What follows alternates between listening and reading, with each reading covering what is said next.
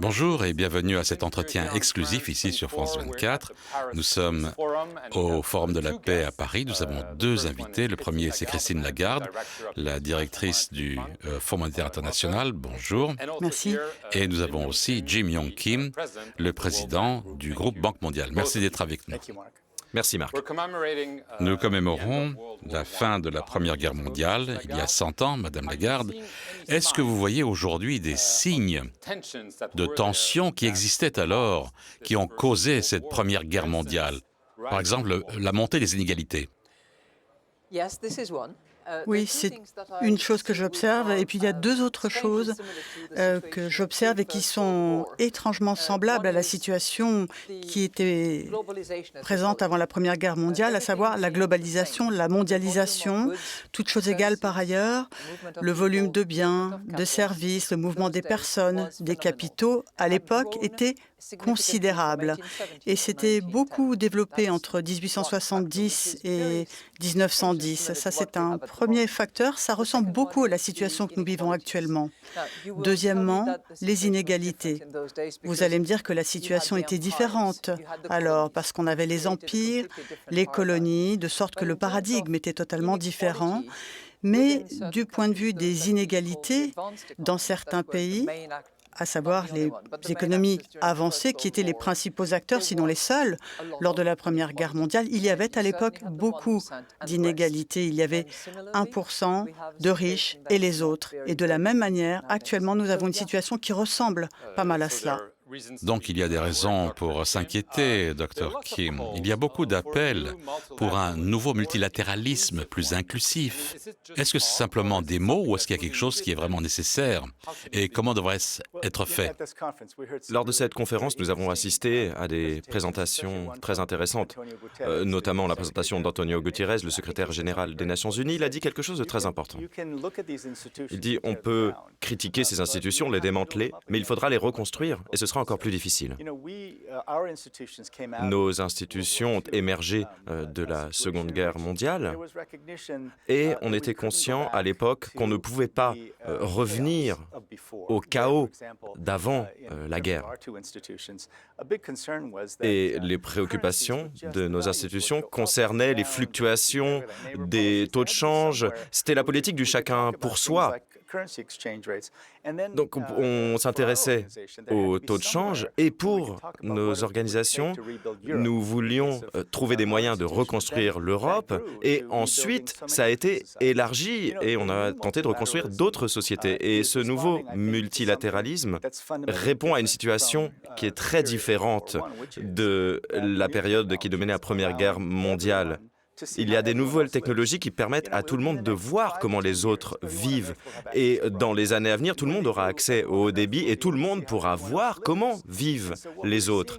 Et donc ce à quoi on assiste aujourd'hui, c'est un renforcement des attentes. Il y a de plus en plus d'aspirations. Il y a une centaine d'années, il y avait très peu de personnes qui étaient riches. Il y avait les familles royales, leur entourage, mais il y avait énormément de gens qui vivaient dans une situation de pauvreté extrême. Alors qu'aujourd'hui, on a une explosion des aspirations de la classe moyenne et donc le nouveau multilatéralisme devra répondre à ces attentes. Tout le monde voudra participer pleinement à la vie de nos sociétés et c'est la mission de nos deux organisations, créer les conditions qui permettront à tout le monde de satisfaire leurs attentes. Et donc c'est très différent par rapport à l'entre-deux-guerres. Il y avait énormément de pauvreté extrême et peu de gens pouvaient avoir le mode de vie de la classe moyenne. Est-ce que je peux peut-être intervenir? Je rejoins pleinement ce que disait Jim. Je vais vous donner un exemple. Regardez la manière dont vous fonctionnez aujourd'hui. Vous avez un compte bancaire, vous utilisez probablement des cartes de crédit, peut-être même que vous utilisez votre téléphone pour faire des paiements. Mais il faut savoir qu'il y a 2 milliards de personnes qui ne vivent pas cette situation et qui sont exclues financièrement, qui ne participent pas à ces paiements et qui doivent être intégrés, qui doivent pouvoir faire des transactions pour vendre leurs produits sans avoir peur, par exemple, qu'on les vole parce que l'argent, les billets de banque vont être dérobés, surtout quand on est une femme. Alors, un multilatéralisme plus inclusif, cela veut dire quoi? Cela veut dire que tout un chacun en bénéficie. Au plan financier, mais pas seulement, et c'est ce que dit Jim, tout le monde doit pouvoir en bénéficier, pas simplement ceux qui font les échanges commerciaux, mais eux également ceux qui fabriquent, qui fournissent des services. Bien, mais il y a aussi des changements dans la politique à travers le monde, la montée des nationalismes. Le président de la France en a parlé aujourd'hui, il a dénoncé très clairement, allant de Donald Trump à M. Bolsonaro au Brésil, Viktor Orban en Hongrie, et la liste s'allonge. Même dans des pays qui vont bien ou qui vont plutôt bien, on voit cette montée de « mon pays d'abord ». C'est très clairement une menace, selon vous. Bien, il y a une chose que nous devons prendre en compte, c'est que même dans les pays les plus riches du monde, il y a des citoyens qui ne bénéficient pas de la mondialisation, qui sont mécontents. Et donc on essaie d'être très clair. Que faire? Est-ce qu'on rejette la faute sur les autres? Ou est-ce qu'on se focalise sur les solutions que l'on doit trouver pour faire en sorte que les citoyens de nos pays puissent être compétitifs dans l'économie du futur? Christine vient de parler de la technologie financière. Nous venons de lancer un programme de grande ampleur pour intégrer tout le monde, pour inclure tout le monde dans la finance du futur. Et donc, il s'agit d'avoir des comptes en banque électronique, un accès à la finance et au marché. Donc la FinTech joue un rôle très important. Mais si on s'intéresse à mes anciens camarades de classe, moi je viens de l'Iowa, du Midwest, 10% de mes camarades sont allés à l'université et puis les autres ont pu avoir des bons emplois dans des aciéries, dans des usines. Et donc, aujourd'hui, on est dans une situation où mes anciens camarades n'ont pas les compétences pour être compétitifs dans l'économie numérique, dans l'économie du futur. Et donc, les différents pays doivent améliorer les compétences, certes, mais il faut également faire évoluer le débat pour qu'on ne se focalise pas seulement sur le mécontentement, sur le sentiment que tout nous est dû. Il faut se préparer à ce qui se produira à coup sûr. Toutes les personnes sensées que je connais disent que l'avenir reposera énormément sur le numérique. Tout le monde doit se préparer à cela et les pays de l'Est asiatique se préparent de manière très active.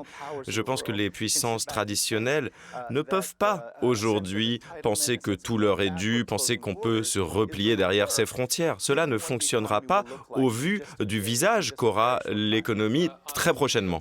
Parlant de l'économie, bien entendu, il y a des menaces sur le marché mondial entre les États-Unis et la Chine. D'une certaine manière, je sais que vous deux vous étiez rendus en Chine récemment. La Chine communiste, au moins officiellement, la Chine communiste est vue comme le champion du libre-échange, par opposition aux États-Unis qui semblent penser différemment, à l'opposé. Et c'est ce que l'on voit aujourd'hui? J'essaie de voir les choses de manière très pratique. Certes, il y a aussi des couches idéologiques dans cette question, mais ayons l'esprit pratique. Qui fait quoi avec qui? La vérité, c'est que tout le monde fait beaucoup de choses avec tout le monde. On peut appeler ça la supply chain, on peut parler d'interconnexion, on utilise son téléphone portable, on achète des produits les uns les autres. La vérité, c'est que la mondialisation fait partie de notre vie quotidienne, ce qu'on achète, ce qu'on vend, ce qu'on utilise. Ce que je disais, c'est qu'il faut veiller à inclure dans ce système, et ceci en respectant un certain nombre de règles. Nous devons également reconnaître qui a développé quoi. Il ne s'agit pas de voler la propriété intellectuelle, en l'occurrence de quelqu'un d'autre. On ne peut pas non plus faire fi d'un certain nombre de principes pour la simple raison qu'on a un marché important et qu'on a droit à des prix spéciaux. Comme le disait Jim, il faut que les gens aient accès à l'éducation, ce qui va leur permettre d'avoir des opportunités. C'est la priorité numéro 1. La deuxième, c'est que les femmes doivent participer à ce mouvement. Vous voyez les leaders qui étaient réunis aujourd'hui, 40 personnes, dont 2 femmes. Il y a là un petit problème. Il va falloir le régler. C'est un problème d'importance. Enfin, il faut que les règles soient respectées. Les règles qui ont été définies par les parties prenantes évoluent au fil du temps. dépend, en fonction des technologies, de l'arrivée de nouveaux intervenants et partenaires. Voyez nos deux organisations. Elles sont fascinantes. Nous avons des articles, des principes qui font que nous sommes tenus de nous adapter au fil du temps, accepter de nouveaux membres, répartir différemment le capital. Cela ne suffit pas, il faut encore améliorer les choses, mais les germes de l'évolution sont présents.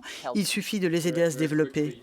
Très rapidement, je sais que la banque a lancé un nouvel indice de capital humain, fondamentalement disant au pays qu'il devrait en faire plus en termes de réduction de la mortalité infantile, mais aussi d'aider la santé et l'éducation. Et on a nommé ces pays. Est-ce que c'est une façon de dire aux pays que devenir riche ou plus riche ne suffit pas? Ça fait partie de cette nouvelle approche du multilatéralisme. Si on s'intéresse aux évolutions du passé, à de nombreux égards, on peut dire qu'on est passé du colonialisme au caritatif. Et cela a fonctionné pendant un moment, jusqu'à ce que les attentes de tout le monde augmentent. Donc, il ne suffisait plus de donner quelques gages, de distribuer quelques gages.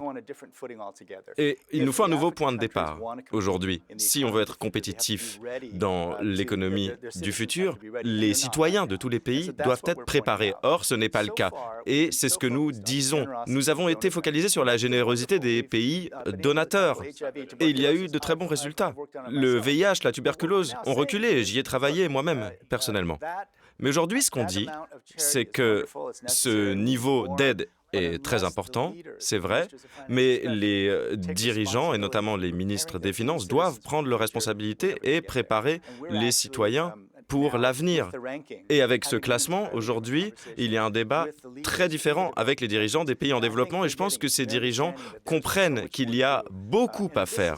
Et donc c'est très différent, il ne s'agit pas d'activités caritatives post-coloniales. Il faut que tout le monde puisse avoir sa chance. Dernière question. Il y a 10 ans, vous étiez au premier rang pour voir la crise financière. Est-ce que vous voyez une possibilité que cela puisse se reproduire parce que certains sont inquiets? Est-ce que vous l'êtes? Bien sûr, je dois m'inquiéter. Ça fait partie de mon métier. Il faut que nous soyons très attentifs aux risques potentiels, voire les menaces qui pointent à l'horizon, les nuages dans le ciel. Alors, il y a des nuages, bien sûr. Des nuages noirs. Des nuages de plus en plus noirs, d'ailleurs. Et nous essayons de crier haut et fort que des politiques doivent être adoptées, mises en œuvre. On a le temps, mais il est temps. Il faut commencer à le faire. Je peux rajouter quelque chose? Nous sommes tous beaucoup moins inquiets tant que Christine occupe son poste. Eh bien, sur ce beau compliment, nous allons conclure cet entretien exclusif sur France 24 avec Christine Lagarde et Jim Yong Kim du Forum de la paix ici à Paris. Merci d'avoir suivi cet entretien sur France 24.